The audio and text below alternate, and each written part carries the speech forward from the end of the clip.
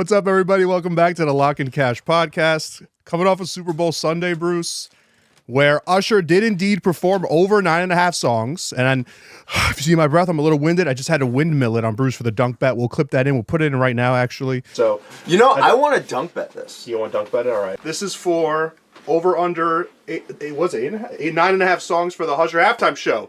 Dunk bet. Oh!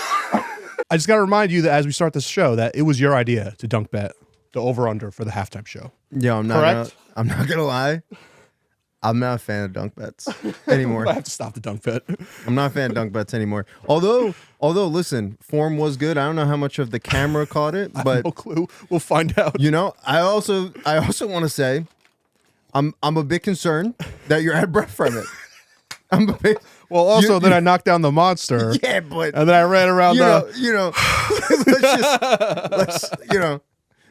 you didn't even. I got to get back in the gym. You didn't even get off your feet for the dunk. I did not. You're right. It was a one tippy toe-ish type. You tiptoed across 7 feet. Yeah, exactly. Listen, for sure. I'll give it a 7 out of 10 for the first one. Oh, thank you. Appreciate it. I'm gonna do another dunk bet. I'm gonna go back at it. Gonna go back at it. We each got to win one, then we can retire it. Yes. Okay. Good. Sounds good. So, thoughts on the big game? Just like initial. Well, not really. Thoughts on the big game. We're several days later, but it happened exactly. It kind of did. I can't lie. It kind of happened. It happened not only how we said it was going to go, how Madden said it would go. Yeah. Shout out to Madden 24. Yeah. Game gets worse every year, but this year it did predict the Super Bowl on our podcast. Yeah. So how did it go in Madden? It was 17-14 final. Okay. Right. But final, like last second possession winner. Yeah. Right. Game was close the whole way. Right. Game was close the whole way. A lot of the unders were hitting. Yep. And Chiefs come and they dial it in at the very end. Come down when they need it, yeah. We thought it was going to go to overtime, which it was going to go into double overtime. Bingo. Yep. And they score. The only thing about the Matt was that none of the touchdowns hit. No. And none of our touchdown scores hit. Bro, nobody that you thought would score except for McCaffrey. Right. Nobody else scored a touchdown. No. Kelsey, Rice, Kittle, Ayuk, Debo, none of these guys scored. McCole Hardman, yeah. And as if you could stab me as a Jets fan. Yeah, I know, right? Anymore. McCole Hardman comes to the Jets. We don't play him at all. Insane. We let him go. That's a Jet special right there. That's all I got to say. That's a Jet special. And then he scores the last touchdown in the Super Bowl. Good for him. Shout out to McCole Hardman. I don't. Yeah. Fucking Jets suck. Did you see that there was a clip of, I guess when he was on the Jets, they had like a magician come in. Did you see this? Yes. And he was like, what, you guys are going to be in the Super Bowl. Who are you going to play? He's like, the 49ers. And then it came to fruition for him, but he's just not on the Jets. But not with the damn Jets. Shout out to that magician. What was the score? Oh, no, it was like 31-20 or something. Okay, it was way off. It was way off. It was way off. But 25, but so that total of 47.5, it only got close because of the fourth quarter and overtime. Yeah. That game was under the whole way. That was 10-3 in the third quarter, like a real defensive game. We talked about Spags on last week's podcast. Yo, oh my God, man. Spags knows how to dial it up in big games. Although the first drive, I'm literally in group chat like Spags sucks. He's washed. He's washed. Get him out of here. He's got to go. Next drive, then they get the fumble, and I'm like, Spags is back. The thing about them is that they never looked great on defense, but they bend and don't break. Yeah. So you can get into the red zone, you turn the ball over. You have a great looking drive, it ends in a field goal. Or, you have to punt at midfield. They bend, but they don't break. Yeah. And it's just super impressive. And I don't know, for me, as soon as the game ended, obviously we have a mutual friend who's a big Niners fan. Yep. The first thing I was thinking about was, what do they do now? Next year, you got the Greenlaw injury, which was devastating. And that's an injury that, because it happened at the end of the season, literally, that's going to carry into next year. Right. So I don't know what you do. Do you replace him? Obviously Wilkes is now gone. They just fired their DC. I don't know. I personally didn't think the defense was the problem in this game. I really thought that Purdy missed a lot of third down opportunities. Mm-hmm. He had Debo open in the end zone. He overthrew him. Obviously, the one where Chris Jones came free and they had Ayuk Chris Jones was an absolute animal. He was in those spots. He was a beast. It was hard to blame Purdy. On those where Chris Jones is coming in untouched. For sure. On some of those plays, but not that specific one. Yeah. But there was some where he had a throw to make, and he skipped it once to Debo, and there were a few of those. Yeah. And it's not he didn't play badly by any stretch, but that's the difference between good and great. Those throws are the difference. And we said it. Yeah. Usually, the better quarterback wins the Super Bowl. What it is, because they make that one extra play, that one extra throw. It comes down to it's like the that Any Given Sunday speech. Yeah, it's like it's a game of inches. You know? Exactly. Yeah. So in those games of inches, having Patrick Mahomes, that's it. And what a route by McCole Hardman. Yeah, it was perfect play, perfectly done. The way that he ran that out route was totally a perfect play. Same play work that of art. They showed back side by side. Same play they ran last year's Super Bowl against the Eagles, and it's just really tough to defend when those guys got to switch in the back, and if you don't do it correctly, it's over. The guys are wide open. Yeah, and to lose that way is brutal. But yeah, like we said, that's the difference between good and great. Like Mahomes on the 4th and 1, right? He got it. There was a 3rd and long earlier in the game where he fought for it and busted through a tackle and got the first down. On the game-winning drive, 3rd and 6, and he hit Rice on that little crossing route. Like he makes the plays when they got to be made. Yeah, and that's pretty much the difference in the game. You know what the easiest bet though? What's that for the Super Bowl was? Oh God! And this is the last time that I'm going to mention it. What was it? Taylor Swift over 5.5 appearances. It was easy money. Why did the books even let us bet? I don't know. She got shown a bunch. That was easy. They had a camera dedicated to Taylor Swift. I don't know if you saw that. Yeah, it was on her all the time. Yeah, and they would cut to it at a certain point. And they would cut to it. So listen, we said hammer it. Yeah. I hope you guys did at home because it was a little tricky to find. Like you had to go offshore probably for it, but. I mean, listen, are you dedicated? Are you dedicated to making money? I was just about to say, if you've been betting long enough, you definitely have some offshore accounts. I've been betting since before it was legalized here in our state. So you have accounts offshore. You know what I mean? So you're able to find those. Oh, we hit, by the way, the Gatorade color. We got him. We got him on the podcast. Yeah. The Gatorade color, by the way, purple. Nailed it. Yeah. Purple and orange. Remember I said split them? Yeah. There you go. And what else did we hit? Team to score last one. That's 19 straight now. The Chiefs +2 was obviously our big boy one. That was the 3 unit. And then, McCaffrey under rushing, the Purdy rushing, the kneel. I couldn't believe that was the way that it lost, the kneel at the end of the game. Just not even to win the game, to send it to overtime. Why? They should not subtract the kneels from rushing totals. By the way, petition for that or? No, I don't know. But by the way, if there's 3 seconds left on the clock and you're going to overtime, why not run it? What if McCaffrey breaks a run and scores? Am I crazy for thinking that way? Or is it no, save your energy kind of thing?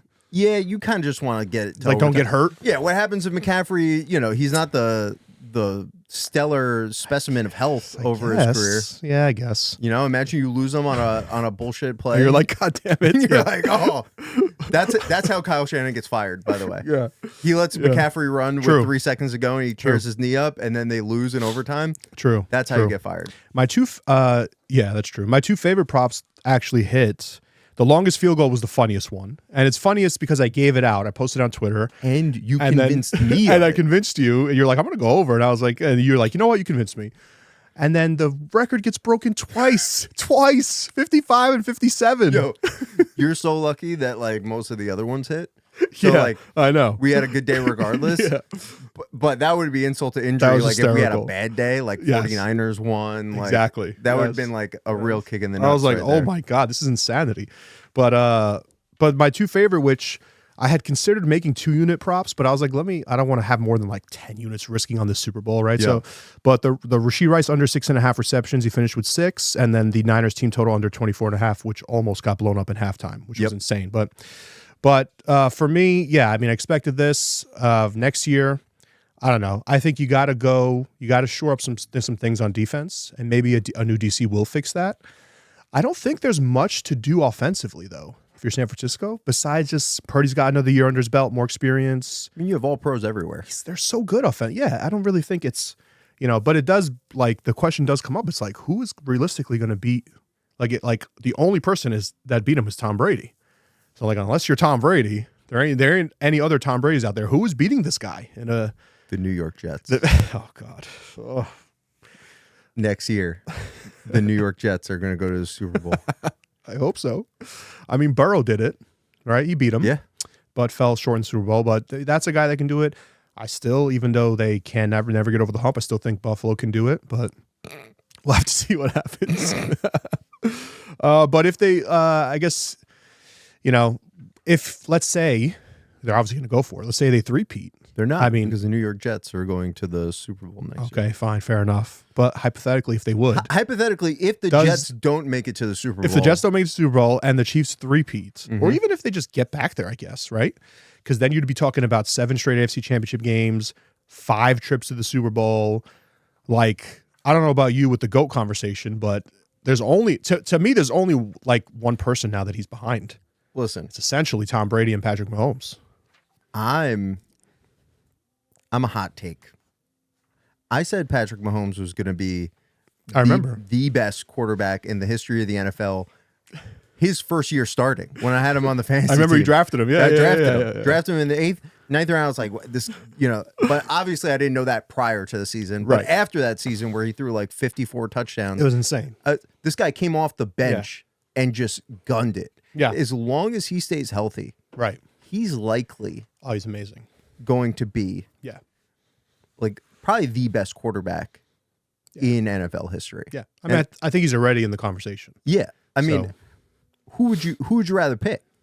Would you now just prime? Would you rather have prime Mahomes or prime Brady? No, I'd rather have prime Mahomes right now. I would. Right. I'd rather have prime Mahomes. Guy that can make plays with his arm, with his legs. Yeah. He's smart. He takes care of the ball. Yep.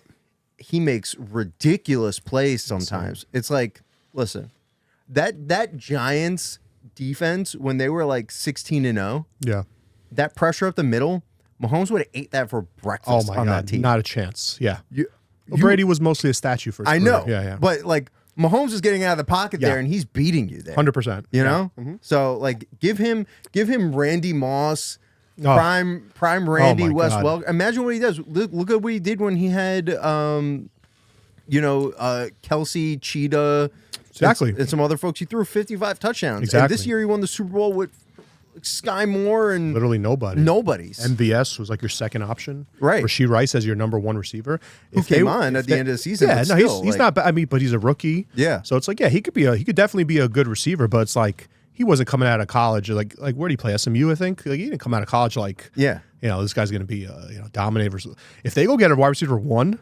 Now that he wants to restructure his contract and all that stuff, oh my God! If he does that Brady thing where he takes money off the cap, they're gonna just keep winning. Oh my God! They're just gonna keep winning. And they have such a perfect blend in their coaching staff, like the way it all gels together, and everyone's staying. You don't have to worry about it. It's a big problem. So good. And forget about those Brady teams that a lot of those games that they won in the playoffs and Super Bowl 14-10, 10-7. Their defense was outrageous, and they cheated. Yeah, and they cheated. Yes, thank you for reminding me about that. And they're cheaters. And they cheated. That's right.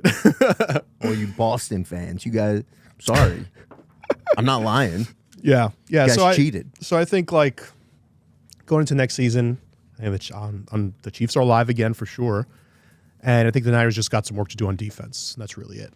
Which is crazy because they're literally with all pros too. I know. What do you mean they have work? Greenlaw's a big loss though, and that secondary was like. All you really got to do is go look at that Lions game. They were fully healthy on defense. They were at home, and Goff was chewing them up in the secondary. I mean, that can't happen. How many more All-Pros do you want? I know, but that's what I'm saying. Maybe the DC, maybe it's scheme. I think it might be scheme. Because what are you going to do? Where are you going to go? They got a lot of talent. Yeah, Just go get an All-Pro cornerback to go with your All-Pro linebackers and All-Pro linemen. Yeah, they got a lot. You're like, what are we going to do here? Like, how much more do you need? Well, what did you think about taking the ball in overtime? Did you have a problem with that? I didn't know the rules. I'm not going to lie. I was with the 49ers. I found out the rules as they were going onto the field as well. So, just being honest. Yeah. Didn't know them. I knew that each team was going to get it's like, because remember the Josh Allen thing. It's like the Josh Allen rule. Because remember when Mahomes walked them off in the playoffs? So it's like, ever since then, they said, all right, each team is going to get a shot. Mm-hmm. But I didn't know, I didn't think through the intricacies of, do I take it first? Do I defer? No. That whole thing. So, but I could get the idea of, saying I want the ball because I want to have the third possession that can win the game. Right. So, because I know what Shannon's thinking in his head is, if we score, they score, now I can win. Right. Now I'm the first possession in sudden death. Exactly. That made sense to me. But, so that makes sense. But then you realize how they're always one step ahead of you. Because after the game, Andy Reid and Patrick Mahomes both separately said that if that happened, they were just going to go for 2 and try to end it. Right. So they were not going to let them get the third possession. So they're always one step ahead. So if they got the coin toss, they were going to let you take the ball. And if they lost it, they're going to go for 2 if they can win it. Right. And they're just going to win or lose on that play. Good for them. Ballsy. That's why Andy Reid's a head coach in the NFL. That's why they're and where they I'm are. on a podcast. This is a good podcast, all right? It's a good podcast. You know, it's just we're growing. We're going to grow. I'm not the head coach of the Kansas City Chiefs. Yeah, neither am I. Well, now that football's over, I know you got some UFC stuff Now this that weekend. football's over, who would win in a fight? A gorilla, a bear, Grizzly? What kind of bear? grizzly bear, a gorilla, or 175 children? Children? 175 8-year-olds Yeah, you know what? with a weapon. With the weapon? Oh, forget the kids are winning. 175 children against I have a gorilla 5-year-old, and I can tell you the kids are going to win. Yeah, they're going to win. They're strong. against a gorilla. With weapons, 170. You know how many that is? That's a lot. Enough hits to the head, he's going down, that gorilla. I think that gorilla is going to He might just be like Zangief spinning through all of them. Yeah. Yeah. All right. No, for real. We do actually have some. We got some stuff. We yeah. do actually have some bets today. Well- although we are sad that football's gone. Yeah, it's sad, but it'll be back around. We're gonna be doing a lot for baseball season, the NBA playoffs, the NCAA tournament. the Madness Pass dropped. I know a bunch of people who are probably watching jumped on that. Yep. So we'll heat up there soon. We've had a kind of a weird week in the NBA, which is dragging us down. Like college hasn't been that bad. Like college has been fine. NBA is like fucking NBA. So, but once the playoffs come around, we'll get going. But and then in baseball, but. College basketball Saturdays are basically going to be like this is how I view the betting year, right? It's like you start off, like let's say you start a football season. All right, it's hype, it's great. All sports at once during the end of that year. Then once you get to the Super Bowl, it's like, all right, you can either turn your attention to the NBA, basically basketball, NBA and college, or you can go the hockey route, which we'll get back into hockey, but I've been taking a break from it. But college basketball Saturdays at this point of the year basically become like those college football Saturdays that were during the fall and the winter. Like the hype is there. All the big ranked matchups are on Saturdays. Everybody is now, right now, mid to the end of February, it's desperation mode for a lot of these teams that are on the bubble that could get into the tournament or not get into the tournament. So this weekend you have a lot of great games, but one of the systems that I wanted to talk about was fading the ranked teams that are on the road. Because I don't know if you know this, ranked teams on the road over the last 5 years, but specifically this year, have like really struggled, and it's like exacerbated this year. And I had a few like theories as to why that is. I think there are a lot of ranked teams that probably shouldn't be ranked. So maybe they're in the AP top 25, but maybe by the end of the month they might not be anymore. But because they are ranked when these games happen, they fall into the system. But really, they're not really. Like this is why it's so important to like have your own like whether you use Ken Palm or Sagarin to have some kind of projections of like. I don't think this team is as good as they look. Right. Maybe they're ranked 20th in the country, but they're not really a top 20 team, that kind of thing. But the ranked teams this season, if you just faded them, the home teams are 101 and 79. So that's 56% against the spread. And over the last 5 years, I think it's around 57, 58%. But you got 5 of them this weekend, which is why I thought it was pretty interesting because usually you have like a lot more. So you could see a lot of those teams are starting to get weeded out, like the fake top teams. Yeah. So a lot of these games that normally would have a ranked team in them, they're not in it anymore. But the big ones are BYU at Oklahoma State, and the lines aren't out yet. But Ken Palm has his own lines. He's got Oklahoma State +9 at home. Creighton at Butler's +1. Duke at Florida State. That's a huge game. Florida State's +6. Wisconsin at Iowa +2. Wisconsin is really struggling lately, so that could be a pretty I kind of like right off the bat like Iowa in that game. Right. And then the big one is Marquette at UConn. This is like a Big East. This is a huge game because these are two legitimate top 10 really teams in the country. So this is a massive game. UConn's a defending champion, but they did lose some players to the NBA from that team from last year. So this to me is kind of like this is like their biggest test. Marquette's going to come in. Marquette's a really good defensive team this year. Like in the past, we've seen them. Like Shaka Smart's had these teams that are kind of like really good offensively, but they struggle a little bit on it. But this year they're like really solid on both sides of the ball. So it's going to be super interesting. And they've won 8 games in a row coming into this game. So this is like, there's no like look ahead, let down. Like they're on fire. Right. And they're coming in and they're coming for blood. They want to prove themselves. This is a huge game for UConn. For me, Marquette's played a much stronger schedule too, but it's all about like this time of year, I look at 2 things, guys. College basketball, I look at guard play. Who has the advantage in the backcourt? So they have the ball in their hand 90% of the time. It's different than the NBA where you got these point forwards and stuff. You don't have that in college. It's like the little man's going to have the ball in his hands, right? Like so guard play and tempo.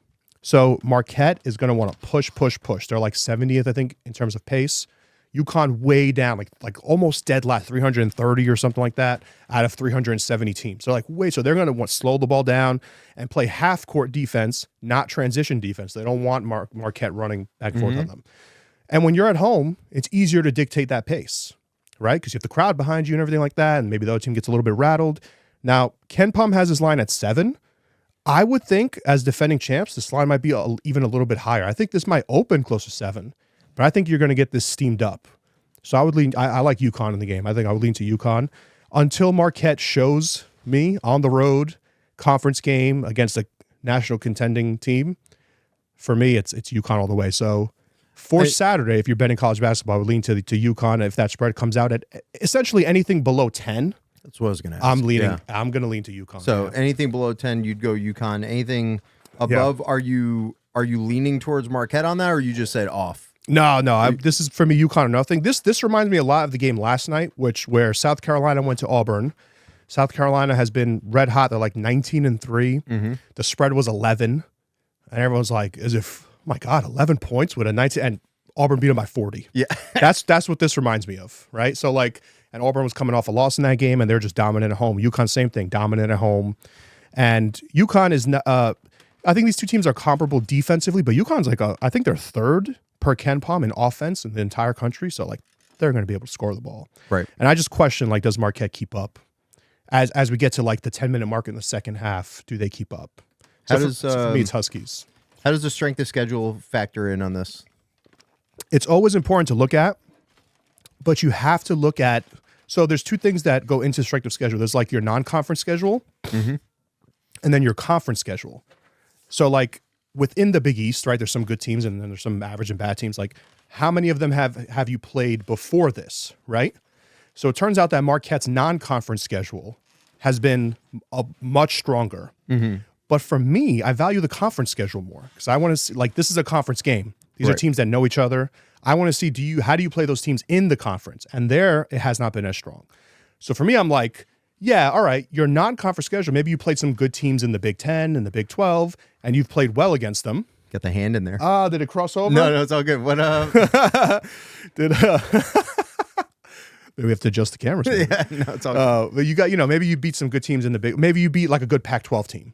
That's not the same to me as playing the best team in your conference. Right. So that's why, even though I put a note here about the strength of schedule being a disparity towards Marquette, to me, I'm not really concerned about it.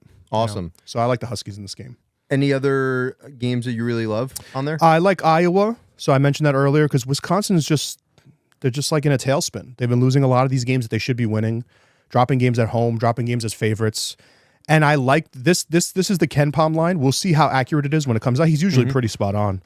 But he's got Wisconsin -2 on the road. And that makes total sense because that's going to be one of those baity little, Wisconsin's way better and they're a small favorite. You could grab the money line and then they just lose the game. Mm-hmm. So I like Iowa in that spot. These other games I don't really have an opinion on. Creighton's been pretty good, so I'm not sure I would fade them against Butler, but I would look to Wisconsin. I would look to Iowa +2 or whatever that opens at if you're looking this weekend. But my favorite bet of the weekend might be UConn, and I'm gonna obviously wait and see what that number comes out on. But we'll probably bet in the Huskies. Love it. Yes, sir.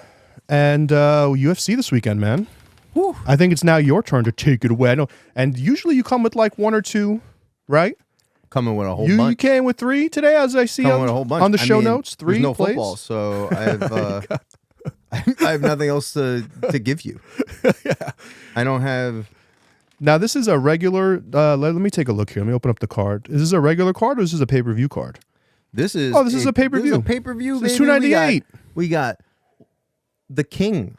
Volkanovski. Oh yeah, Volk Topuria versus Topuria. So we're going to talk about that today. That's a good fight. That is a very good fight. I didn't look at this much yet, I got to admit. So I'm looking. No, it's all good. I'm just pulling up the latest lines for Volk Topuria. I think Volk was 120 this morning. Yeah, looking at 125 right now. Topuria +105 to +110 roughly. Okay, 125. So 110. Okay. Let's talk about Costa's that fighting first. Whitaker. Oh, I saw Paulo Costa tweet something funny. Did you see? He was like, "Give me recommendations for the song." Did you see that? Yeah. He was like, "I need a." They're asking me for entrance song. Yo, he's so funny. It's hilarious. I just hope he walks. Yeah.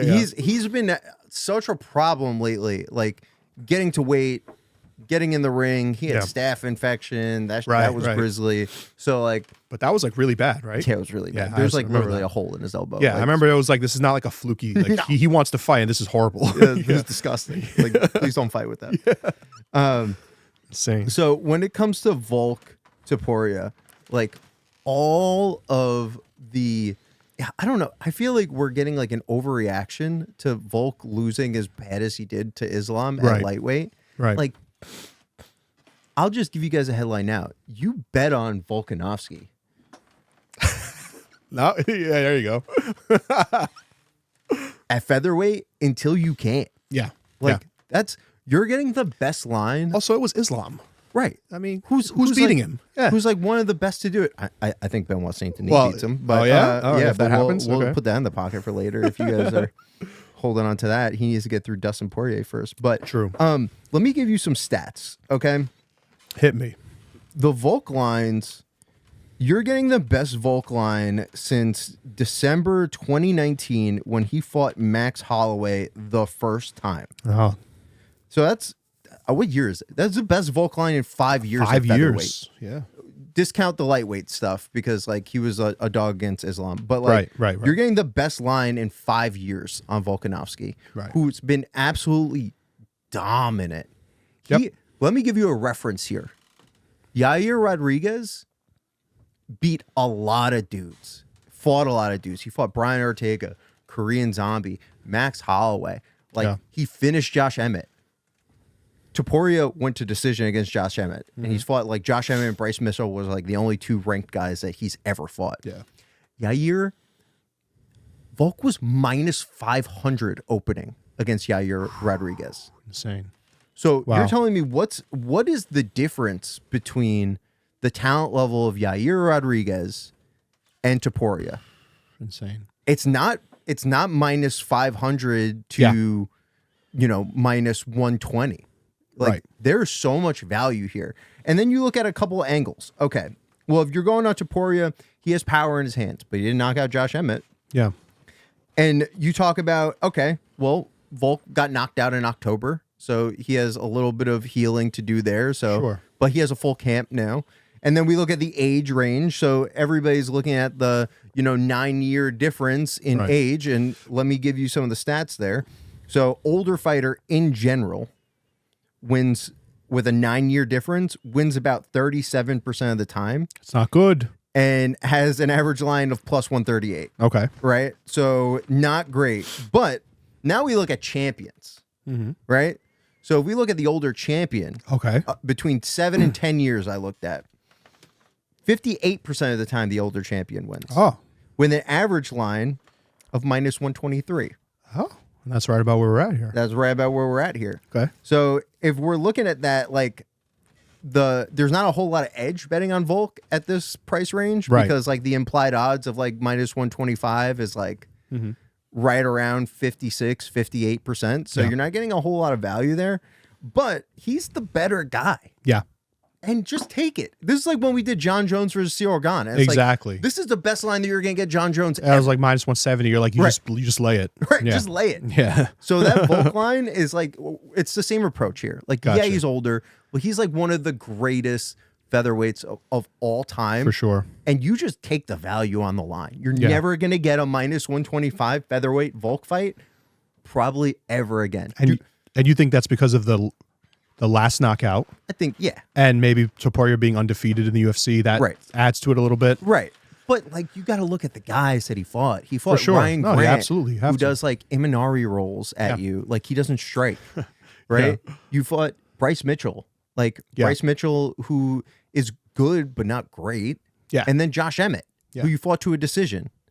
And plus going up in weight is super hard, right? I mean, what Volk did. Right. Right. Exactly. And he's a little dude. He's a little bowling ball dude. And he's got, I think I was just looking, he's got like what, 10 pounds on 154 to 146 over Topuria. He's got the reach advantage, a little bit of a reach advantage. So He's still even though he's dropping down to featherweight, he's the bigger guy still. Yeah. I mean, listen, he has so many. There's just so much here to love about the Volk line that you just got to take it. And I think you can win in almost any way. I think it's going to be a really good fight.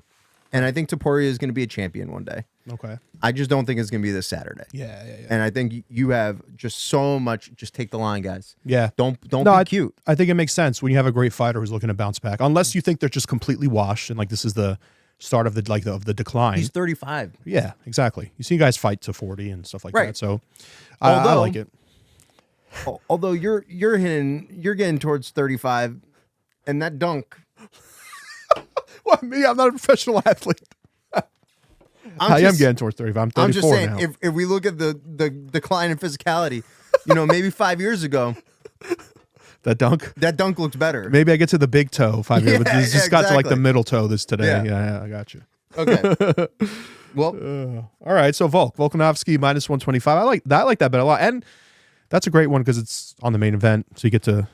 I wish these fights were a little bit earlier. When the main event comes around, I'm like, getting old, buddy. Oh my god! But I love betting on them because it's like sometimes what I'll do is I'll like through the middle of the main card catch like a little cat nap, and then you wake up and they're walking out for the main event. Like then I get hype again, and you wake up and you're like, this is why I'm texting you. You don't text me back during the prelims. I fall I'm always asleep. like, what the. I knock out and then I get up for like the moments. Oh, you're like last night. It was great. I got knocked out and then got to wake up. So the Nuggets lost outright. We had the Nuggets, so that was great. All right, this is a good transition because speaking of aging heavyweights, we're gonna go into Rodri. Love these aging heavyweights. Yeah, it's you got to bet. Oh, we got Tafa de Lima, Jeff, and then and now we're talking about de Lima. Cool. Yeah, so we're gonna talk about de Lima versus Tafa. Now, which Tafa is this? Because it just says Jay here. Which brother? Justin. This is Justin Tafa. Okay, gotcha. I hope. Gotcha. I hope so. No, it's Justin Tafa. It better be. Let's see where. It is Justin Tafa. It's Justin. Yeah, brother. I mean, it's so de Lima minus 150, Tafa plus 125. Yeah. Cool. So we got de Lima versus Tafa, and I think this is an overreaction fight in the heavyweight division. We have de Lima, who came in as a favorite against Derek Lewis, got crushed by flying. I remember that. Yeah. Knocked all of his teeth out. That was fun to watch, I guess. And then you have Tafa, who like destroyed Austin Lane, like brutalized them. So you look at this and you say, okay, well, one guy is younger on the way up, one guy just got knocked out on the way down. But when you look at the skill sets, de Lima is more skilled everywhere than Justin Tafa. Better Muay Thai. He has a better ground game. Doesn't wrestle so much, but he has submissions, crisper kicks. Like everything about de Lima is more crisp than Justin Tafa. Now, when you get into the heavyweight division, anything can happen. Two gigantic men throwing leather, anybody can go down.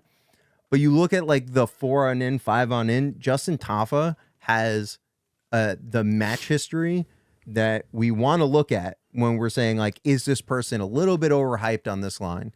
Because he's fought the 3 horsemen of the heavyweight division that you kind of have to beat to just be considered like in the heavyweight division. Yeah. He fought good old Jared Vandera, good old Parker Porter, and good old Harry Hunsucker.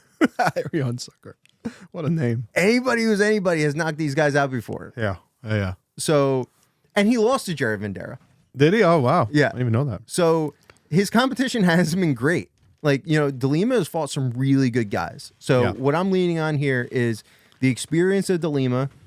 Cool. I'm leaning on the striking output of de Lima and those kicks. I think those kicks can really put a hurt on Tafa. And I'm saying that I think he's just going to get the better of them. They both have fought to some ugly decisions before, so I'm not going to go with the under here. Yeah. But I am going to go on the de Lima money line. I think at minus 145, that's totally manageable. That's not a crazy line at all. So. Yeah, I think you get a lot of value on that. And I think a lot of that value is driven because of how bad de Lima got knocked out. I feel like if de Lima won his last fight, we're looking in the minus 180, maybe minus 200 range. That makes sense. Because Tafa was out of the UFC for a little bit, back in, fought Austin Lane, who's a football player. He's like not a mixed martial artist, So I think that just raw skill, we're going to go with DeLima here. Cool. Probably going to get a finish. Both of these first two fights, like this strategy of like betting on guys that might be a little bit undervalued after they come off of bad losses versus guys that come off of good, like that's applicable like with whatever sport you're betting on. Yeah. Like it's just essentially buying low on certain teams or certain guys that could have some value in the market. You know, market overreacts. Exactly. And although DeLima is again 9 years older. Yeah. Yeah. But the age thing makes sense. But like you said, though, it depends on the situation, right? Right. You gotta, heavyweights are much closer to 50-50. There you go. But it's still sub 500 for the older heavyweights. Yeah. But I do think that there's a skill gap here. So Gotcha. We're going to go with DeLima. I like it. Yeah. It's important with those. Like we can, you guys have no idea how many systems I run through per day. Like you can come up with a system for anything. But some of them are just horseshit. Like you gotta dig into the situation for the specific fight or game or whatever it is and see like, does this actually apply? Yeah. You know, there's sometimes a lot of things that will just throw the system off. Like a fight or a game could still apply for the system, but you could find something that contradicts it, and then you just throw the whole thing away. It's funny that you say that. This next one that we're going to do is Anthony Fluffy Hernandez and Roman Kopylov, and the system is whoever has the longest fingers. The longest fingers? No. I'm fucking around. But you're right. A lot of systems That's interesting that we had to look into that. Yeah. Especially with these eye pokes. Jesus Christ. Oh, man, I know. We lost one 2 weeks ago to an eye poke. Dude, they're so... Oh, they're always so like they just kill, like take the wind out of your sails kind of thing. Like you're watching and you're so excited and you see it and you're like, oh my God. And they stop the fight. Yeah, and you're like, oh, get back in it. And then you see the replay and like the fingers like 2 inches deep in the eye. Like, oof, I don't know. Okay, I don't know. I'm not sure. Yeah, you might be bad. That might be worse than I thought. Like I would be back in there. Yeah, right. So Hernandez Kopylov, how are you going to play this? Because I see this is a big line. This is a huge one, and I think rightfully so. So Anthony Hernandez, this is definitely a stylistic matchup that's a nightmare for Roman Kopylov. Like Roman is a killer. Yeah. Make no mistake about it. I know we've bet on him a few times, right? Yeah. This guy is extremely talented, a finisher, an excellent kickboxer. Yep. The one thing that he does not have in his arsenal, and he was rarely tested on, and when he did, they pushed him, was the grappling. And Anthony Hernandez is one of the best grapplers, not only in his division, but the UFC. He has, if you watch him, the way that he can float between positions and sort of let you get up to remat you again, really drains you. And he has excellent submissions. So far, like, you know, we had Rodolfo Vieira last week, right? Yeah. And it was a very similar matchup. This guy beat Rodolfo in the grappling game. Did he sub him? Yes. Wow. So this guy, you know, Rodolfo, like I said last week, he came in very big and strong. Like there's really not a whole lot of like drug testing in like Brazilian jiu-jitsu professionally. Like you could take steroids in professional jiu-jitsu. No way, really? Yeah. Shit. I think a lot of them do. So he came in huge, and he didn't have a tank. But does the UFC test though?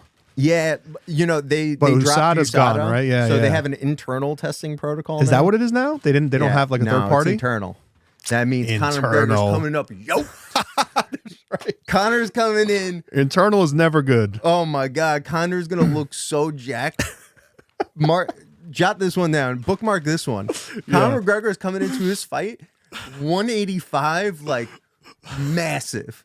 That's how you'll know. You'll definitely know. When is that fight anyway? It's I don't know. In March or I don't know. I think they're trying to get it done this year, but I would have to check. Okay. They're having them fight at middleweight is hysterical. It's hysterical. But all right, internal check, I guess. All right, okay. Yeah. So, but in this one, I think the line clearly says Hernandez is going to wrestle Roman Kopylov and beat him, but we have a double chance on most books that is still in the realm of where we can bet. So it's minus 150 right now if you do the double chance for submission decision outcome.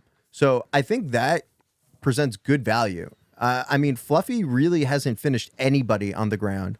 And the way his grappling style is much more position and then submission and then ground and pound. So for him, he's looking to tire you out, let you get up and remat you. once you're tired and worn out, he'll go for the submission. Okay. Very rarely goes for the ground and pound. So I think this is going to get to the floor. So this is submission decision double chance. Yeah. Okay. Yeah, and I see you're out of 13 fights, only 2 wins by knockout. Right. So it makes sense. And those were early on. Yeah. So, 7 subs, and yeah, that makes sense. The rest were decision. yeah. So I think Hernandez is going to probably eat a few shots early. It's going to be a little scary because Kopylov knows this. Right. He knows that Exactly. that this guy is going to try to take him down. So he's going to really try to keep this on the feet and do damage. And he's a killer. Yeah. Fluffy has a great chin. So I expect some fireworks early. It's going to be a little scary, guys. Yeah. This is not going to be like a free, just sit back and relax sort of fight. Right. Like the first 2. Yeah, like the first 2. At that minus 250, that fight in the first round is going to look a lot scarier than minus 250. Yeah. It's not going to be dominant. Like Fluffy has to get in through some shots before he gets there. But once he gets there, it's over. Gotcha. So, well, you see that a lot with these guys who are better wrestlers or grapplers. Like if they would stand the early flurry and the other guy tires a little bit, then they can get them down easier. Yeah. So a lot of them will just wait it out kind of thing. And as long as you don't get clipped really badly, right. You can if you make it to the second or midway through the second, then that guy starts to get a little, and then you can bring him down easier. Yeah, and you got to watch out when 2 people are fresh and everybody's dry. The submissions are there, but man, it's hard to get somebody down. Yeah. Just on a naked takedown attempt. For sure. You got to wait until they throw something and you're able to get underneath. Like you sort of have to wait that out unless you're just so dominant that you just pick somebody up like Jalton Almeida just walks up to you. Yeah. Picks you up and throws you on your head. But totally. in this one, Fluffy's going to get it down to the floor. He's going to float over. I'll give you guys a fight flow prediction, right? Kopylov is going to be trying to get up. You know, it's going to be against the fence. He's going to go down. He's going to get up. Fluffy is going to hook the ankle. He's going to pull the ankle up, remat him, come over the top. One hook, probably the left leg. This is high level stuff. Left leg hooked in over the top, and he's just going to keep rematting him. It's like every single time Roman's going to try to get up, he's going to grab the ankle. He's going to pull him back and down. that just exhausts. That just demoralizes you. Exhausting because he lets you almost try to get a position. Right. So that's intentional. Yeah, intentional, and then he pulls it from you. So you're using strength to get up. He remats you, and he's been doing that his whole career. I like that. And it's boring to the uneducated, but it's excellent. And cool. I think there's a good test for him, but I think he's going to win. Decision, submission. I'd take the double chance here, minus 150. I like that. Not a lot of big dogs on the card that we really like, but these I think present like some clear value. Even minus 2. I mean, we don't really send out a lot of high juice plays, but like in a money line sport, like a minus 250 is really not that crazy. Like, you know, like like in baseball, I'll play up to minus 180, minus 200. Like it's so, you know, I mean, but the double chance I like, but the minus 250 is still something that I would lay on, but maybe I wouldn't just do it all the time, but in certain scenarios, you know? Yeah. I mean, these are going to be some great fights this weekend. Yeah. Like you have Paulo Costa versus there's Robert a lot Whittaker. of good fights. Yeah. That's going to be a crazy one. Paulo is going to chin check it's a good Whittaker card. again. So there's a lot of good stuff this weekend, but I think there's not a lot of good lines that I like. Cejudo's fighting, Ian Gary's fighting. There's a lot of good fights, yeah. Dope. Cool. So may have something for that Ian Gary fight. I'm not sure yet. Might have something. Yeah, we'll see. So Volkanovski, De Lima, and Hernandez. Out of these 3, your favorite would be? I think it's Volk. Volk. I was thinking so too. I was going to say Volk. It's Volkanovski. You're saying I can get almost even money on the most dominant featherweight champion. Yeah. Ever. Defending his title against a guy coming off a loss who beat Josh Emmett. Yeah. Bryce Mitchell, and then the guy who fought before that, Jai Herbert. Yeah. Do you guys know Jai Herbert? I only do because we bet it. Because we bet on this stuff. We bet on Jai Herbert before. Yeah, we bet on him before. That's why I know. That's why I know the name. Yeah. I mean, he's good. He's a good fighter, but he's not like. Yeah. It's not the same level. You know, like Volk fought a Jai Herbert caliber dude, like 6 years ago. Right. Was the last time that Volk has fought a guy like Jai Herbert. Gotcha. Yeah. He's been fighting elite competition for 5 years. Yeah. I mean that. How you get even money on that? Yeah, just give it to me. Minus 120 that's a good line. Yeah, I mean I don't know do you know what it opened at? Yeah, minus 175. Oh, so it's come down. So it's come down. So it's listen. You know me. I'm a big fade the steam guy. You should never chase the steam because that means that you could have got Topuria if you like Topuria at like plus 150. You're going to take him now plus 110. You're the one getting hosed. Yeah. So if you like the Volkanovski side, you have a ton of value now. And Topuria is putting together a documentary. Yeah, is he? Road to the Championship. Oh, so he's calling it early? Very early. Road to the Championship. Yeah. There's a big fight. If you needed bulletin board material in Yeah, the Volkanovski camp, yeah, that's it. this dude's making a documentary About how he's gonna whoop your ass. about how he's gonna beat your ass. Are you kidding me? As if Volk needs any more bulletin board material. Yeah, that's crazy. He has a guy making a documentary before the fight. Road to the Championship. Imagine that. Yeah. Imagine how mad you would be if you and I were gonna play one-on-one basketball in the park, and I was filming a documentary documenting the road to us playing 21. Yeah, I find out you started a TikTok page and you're like, this is how I'm gonna whoop Beat Jeff's ass. You know? That's it's hysterical. incredible. That's dude. crazy. Yeah. Before a fight, Volkanovski is probably drooling. He's probably foaming at the mouth when he wakes up in the morning. Yeah. Yeah. No, I like it. So Volkanovski, De Lima, Hernandez. I gave you guys UConn. Look, wait for that line. See what it comes out as. If it's like I said, anything in less than double digits, I would jump on that. And that's pretty much it for this week. We'll do more. So each week, guys, now that football's over, just like if you like, we'll do UFC obviously whenever it is on the weekends. But some weekends there is not UFC.